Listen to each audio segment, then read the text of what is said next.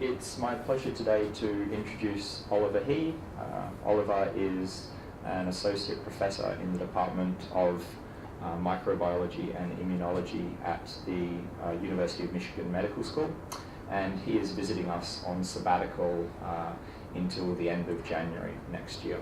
Yep. So Oliver's an expert in ontology and bioinformatics and immunology and microbiology, and he has been involved in the creation and has of many community-based ontology projects for microbiology, and he has also created a lot of software tools for things like search and browsing and retrieval and reuse of ontologies. So today Oliver's going to talk all about biomedical ontologies and particularly their applications for big data and in IT research. So thank you very much, Oliver. Great, thank you, Michael. Yeah, thank you for coming to my seminar. Yeah, I'm very glad to be here. Yeah, it's my first time to come to Australia. I'm very excited. So, and here today I will present my work on biomedical ontologies and how it can be, so basically what is ontology, how it can be helpful, especially in the big data and the IT research. So first I will show a game to see maybe organization is important for solving different questions. So for example, we have so many numbers, so they are messing around, and they have, let's say, if we have 50 numbers, and we want to ask, oh, some numbers are missing, what are they? So it's not straightforward, right? However, if you organize those data using a format like this one, you basically do the sorting and organizing, and you feel like, oh, that's easy, right? So you can see, oh, I have 18, 42, or if you count 50, it's not there either.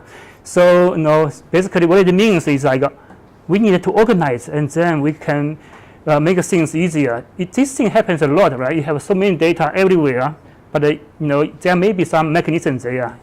You just have to figure out. You have to do some formatting, sorting. So ontology is basically doing something like this one. So what is ontology? So ontology, onto means being. So it's initially a philosophical term of philosophy branch. So we can define it as a representation of entities and relations in a part of reality using a computer and human interpretable forms. Like this is a good example or trivial example. Basically, what you see is 4 drugs, and then you can classify them in a class, and they have their role of anti-depression. And then we have 2 people who were prescribed with the drugs, right? And the 2 people, 1 female, 1 male. So basically, here we have class, right? And we have instances of human being, and the relations. The relation can be either relation and some non-either relation, like a barrier of. So this is what we call the ontology. So if we compare them with the traditional controlled terminology systems like a measure, mesh, link. So basically, what we see is the traditional methods, they usually focus on class level, right? They don't have instance, and they don't have relations other than either relation. So they are relatively simple, and they don't care too much about the logic, and I'm going to present later. The measure is the one, is the adverse event related to ontology. I will emphasize later as a use case. So specifically, ontology can be like this one. So you can see this is done using the Protege. It's an ontology editor. So you can see the hierarchy of like this one. We see there's a rash adverse event. It's a skin adverse event. So you can have some hierarchy here, and there's annotation. The annotation is more for human to read, and there's an exam. It's more for computer to read. So basically, we can say the rash adverse event is an adverse event located in skin. So you can do those kind of things that the computer can understand and the human can understand. And ontology can also support reasoning. So if you have some computer reasoner, you can run it, right? And then you can see, oh yeah, for example, we put this thing under here, and then once you do the reasoning, it may go to some other place. The reasoning is not a magic either. It's basically based on the attributes you put for the class, right? And then based on the kind of inference, like based on the attribute, and then you can basically infer it to some other things. So you can see an asserted hierarchy and the inferred hierarchy. So asserted one is for human to assert, inferred one is by computer to infer. So ontology has different types. Traditionally, we will say, okay, control terminology, certain are ontology.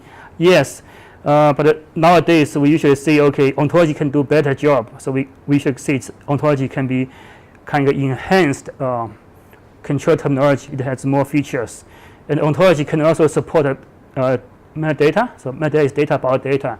You can also organize metadata as an ontology system, and you can also organize knowledge as ontology. So I classify them into 3 subtypes of ontology systems, and I'm going to give examples. And then for different ontologies, they can be used for different things. But basically, you are dealing with data, you are dealing with knowledge, you are dealing with terminology, and ontology can be used to organize those things and integrate them and do some analysis, like gene ontology enrichment analysis, like a BioPags is biological pathway analysis. So you can support data analysis and data exchange, and you can also support natural language processing, virtual mining, and many other things. So today I'm going to go quickly with one example. So it's called pharmacovigilance. So basically it's the vaccine or drug safety. So adverse drug events, actually, it's the 4th leading cause of mortality of deaths. So it's after heart disease, cancer, and stroke, but it's before pneumonia, diabetes, AIDS. So it's a big issue. And it seems like the cases are increasing. So basically, we want to see, really can ontology help, right? So this is kind of our use case. So let's see traditionally what people have done. So the measure is medical dictionary for regulatory activities.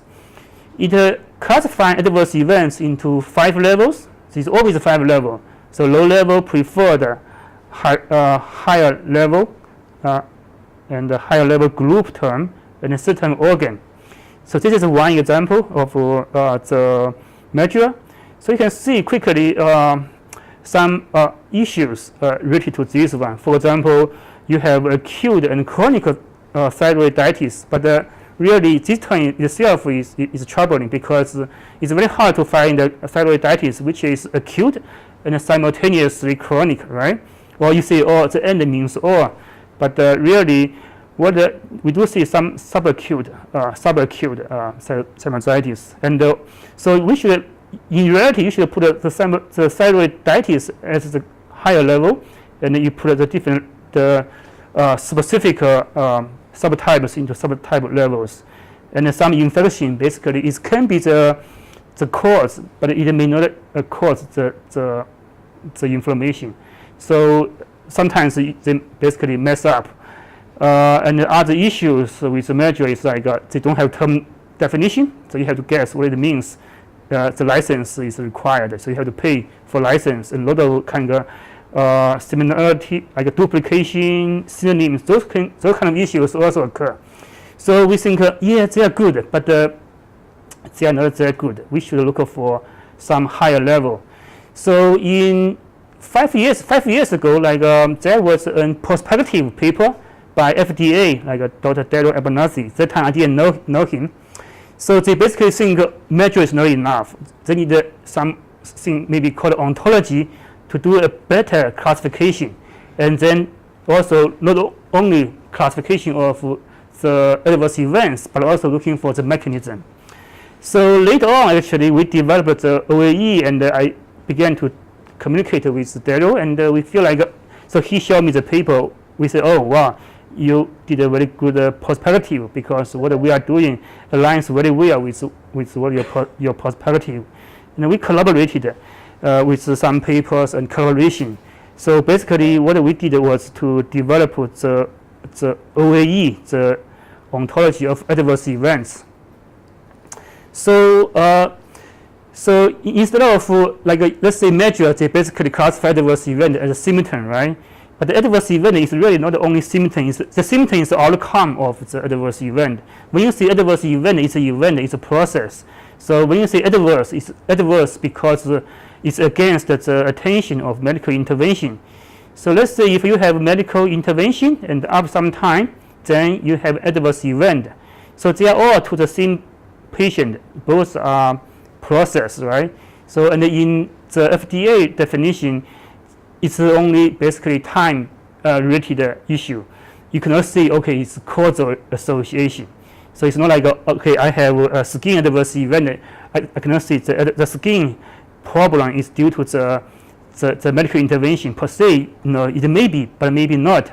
So then we can say, okay, it's preceded by, but if it's causal, we can say induced by. So basically, you have to make sure the top level is strongly mentioned, right? And you can do the design pattern, like say if it's a causal adverse event, so you can say, okay, I have a medical intervention, and it's causal, and then I have some initial, intermediate, last, and causal events. They are at a different location for different time, and eventually we form the adverse event, and this adverse event occurs in some anatomical entity location, and it's a pathological bodily process. So basically, what you want to do is like at a high level, and then you basically design it very well.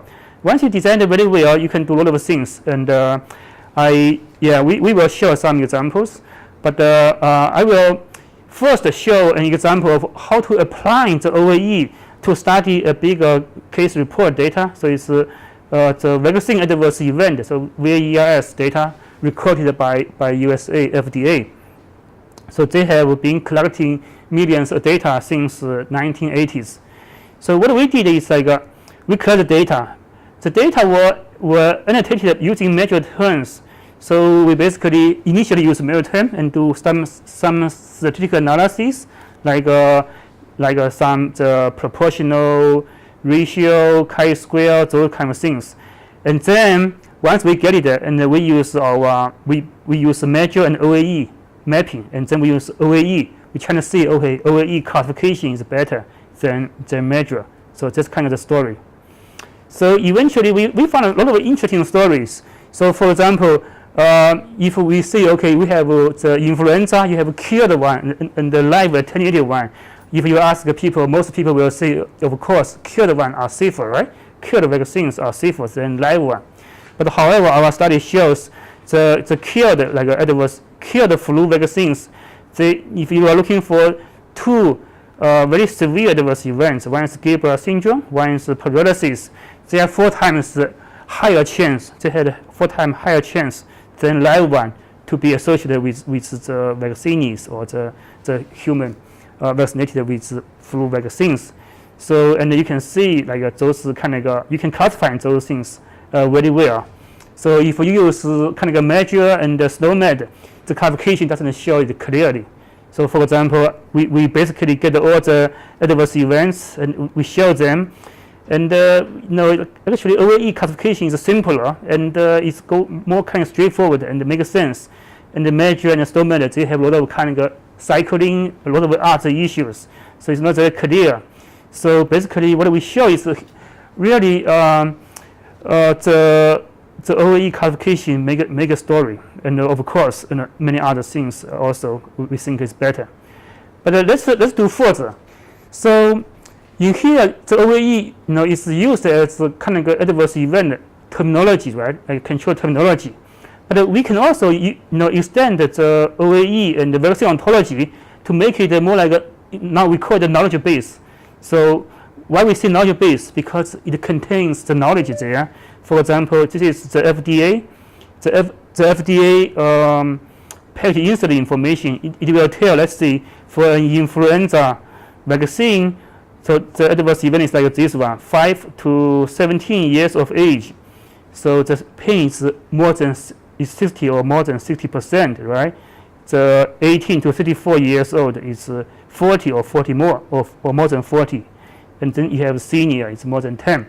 So if this is only one for pain, but then there are many other adverse events like redness or others. So if you look at this, it's more simple paragraph. You feel like, okay, I know everything. But if you have 100 or 200 paragraph for 200 adverse events, so you get messed up, right? You don't know which one is better, which one is kind of more or less. So, and you don't know the hierarchy. So, but if you organize the things into an ontology like the OVAE, and then you can do a lot of things, right? Because everything is well organized, and now they are computer interpretable. And you can write a Sparkle query, you can query it very quickly. So you can find a lot of things, very like top like things with the most adverse events or most reported adverse events. So you can look for those things very easily. So this is how we see, ontology not only as a terminology, as a control terminology, but it can also store knowledge. The storage of knowledge is better than relational database in the sense that it can be distributed everywhere. So if it's a relational database, so the schema is only available for the server, right? And other kind of computers is hard to understand the schema behind.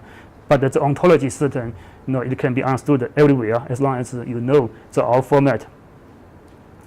So this is one example, and I'm going to use another example. So what about the drug? Let's say we have the ODNAE, so it's ontology of drug-associated neuropathy adverse events.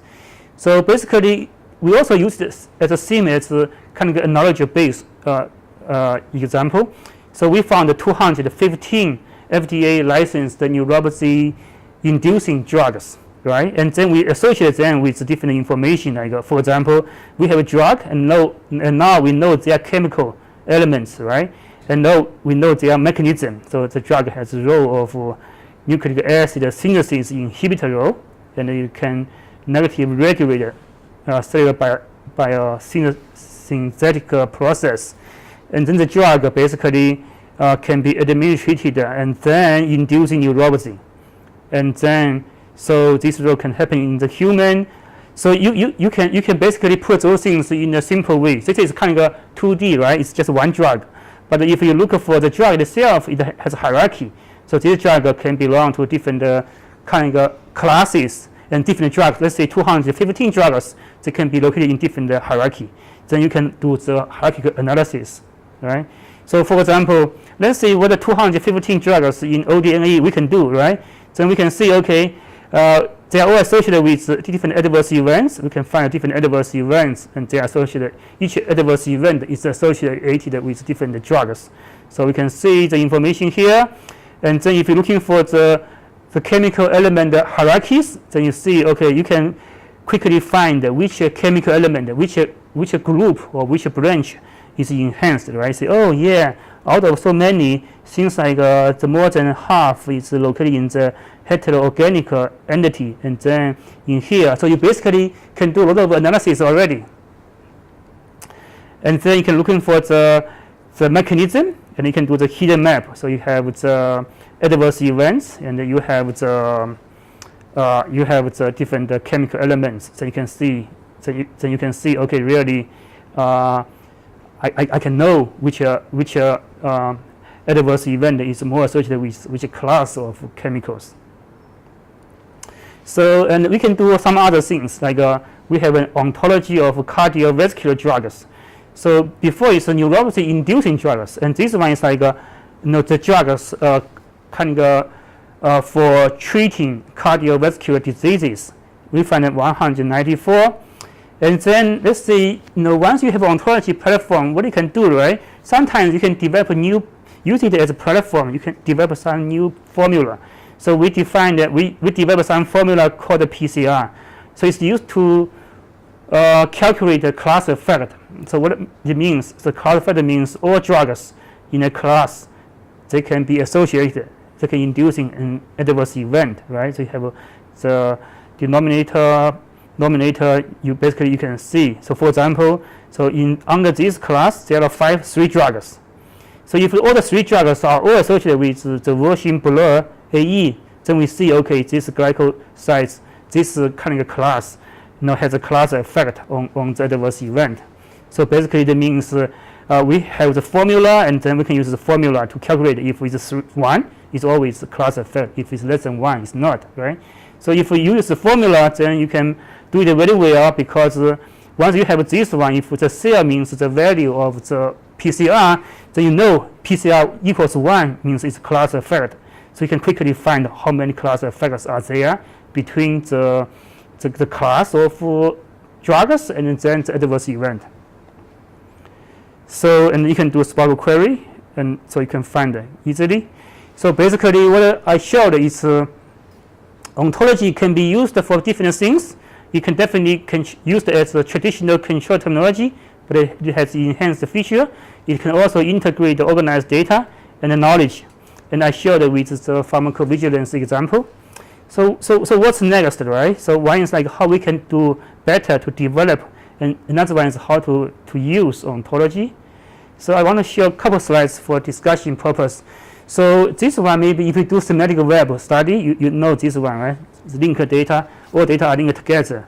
So initially, if there is only one linked data set is fine, 2 is fine, 10 is fine. But now if you have hundreds, you get messed up. So each linked data becomes its own silo. So how to do with it? So we can see maybe the missing part is ontology. If you can link all the data using the same ontology system to represent this one, then it's good. So what ontology to use, right? So I would recommend the OBO. So you will see why OBO. Because OBO has the purpose to develop an interoperable ontologies, right? Non-redundant ontology, and ask for open and for collaboration and for other principles. So we have a lot. So, but of course, all the more than 130 ontologies, they were developed individually, although we have a principle, still there are issues. So it's one thing I'm kind of now working with Yongqun. We're trying to have a better system to support the real interoperability issue. Yeah, these are tools, we have developed. So our tools can support ontology development, browsing, query, and the main tools are quite popular. Like Ontology is a popular tool for the OBO community especially, and also non-OBO communities also using it. And some other tools are quite popular than others. And I'm very glad to be here. I want to recognize Yongqun and the Monash University to support me to come for the 2.5 months.